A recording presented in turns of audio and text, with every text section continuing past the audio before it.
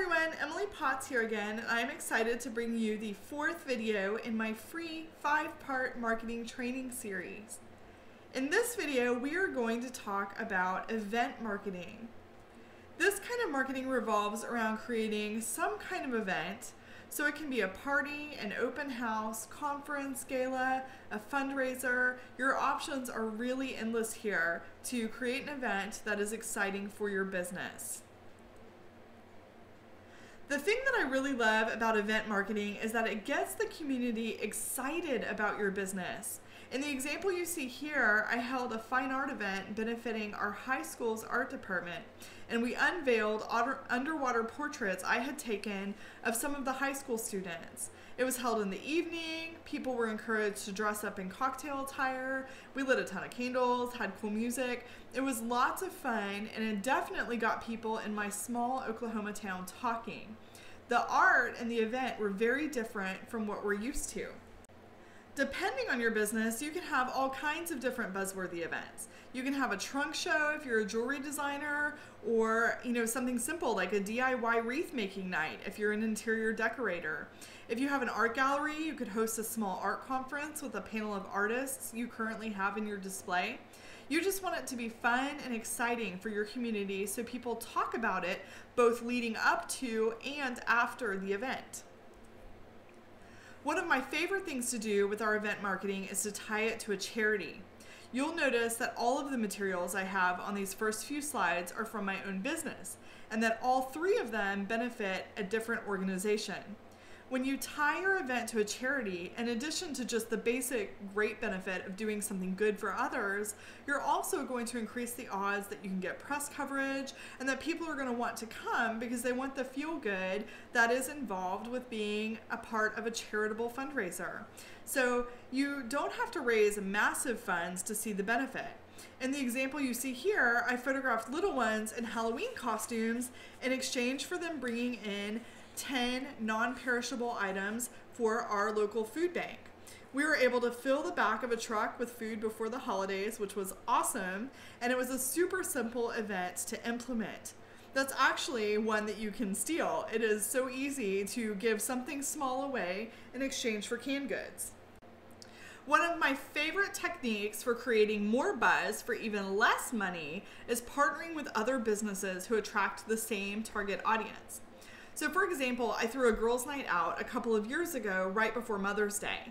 I rented out our town's community center, and I had desserts and coffee, and then I had booths for different vendors that cater to women. So I hosted the event and made all of the arrangements. So here's what I did to make it cost almost nothing for me. What I did is I added up all of the costs for the event. So the community center, the refreshments, I also had about 10,000 postcards made and 24 posters made. So I had all of those costs, I added them together, and let's say that they equaled $1,500. I invited 12 other vendors to show at this event, and then I divided that $1,500 by 12. That was the booth rental. So I, as the organizer, didn't have to pay a booth fee. I feel like my sweat equity covered the cost that I should have paid. So each of these vendors leading up to the event passed out, those 10,000 cards I had printed. We divided those up and they were passing them out to their patrons.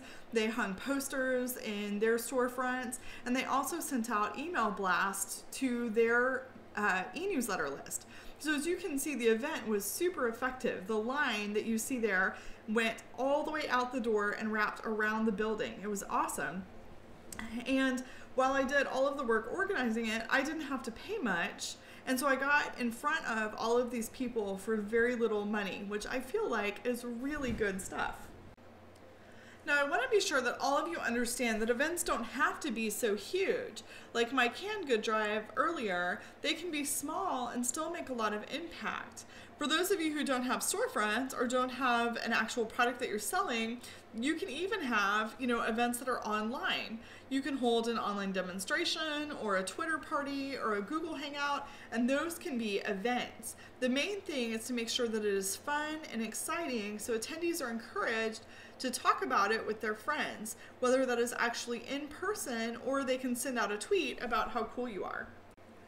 Okay, so I actually want to offer 2 bonus ideas today. The first one is to create some kind of takeaway that can continue the good vibes after attendees go home. So I always create some kind of little party favor that has my info on it. For example, at the Halloween photos for the Canned Good Drive, I give out little goodie bags to the kids, and then they're tied off with a card about how families can go online and look at their Halloween portraits, and then it also has information about my upcoming fall family sessions on it. Someone who held a Twitter party might have a freebie PDF that they offer at the end of the party that people can go out and download. If you held that DIY wreath making night, then you could send home a printed how-to so they can make more wreaths for their friends for gifts.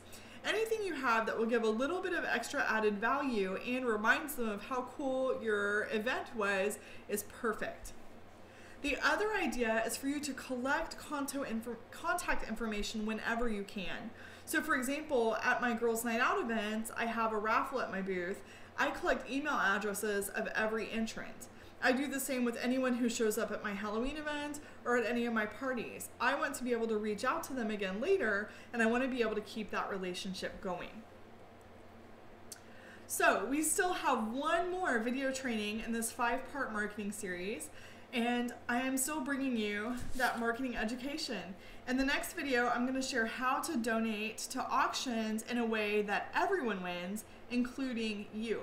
So if you've enjoyed this training, I would so appreciate your feedback. Please send an email to tssb@emilypotts and let me know whether you think this video was helpful for you, what you got out of it, and if you think it can help you in your small business.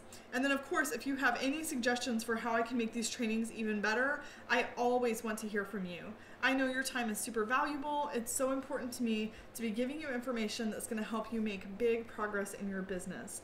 So thanks so much for watching, and I'm going to be sharing with you again soon.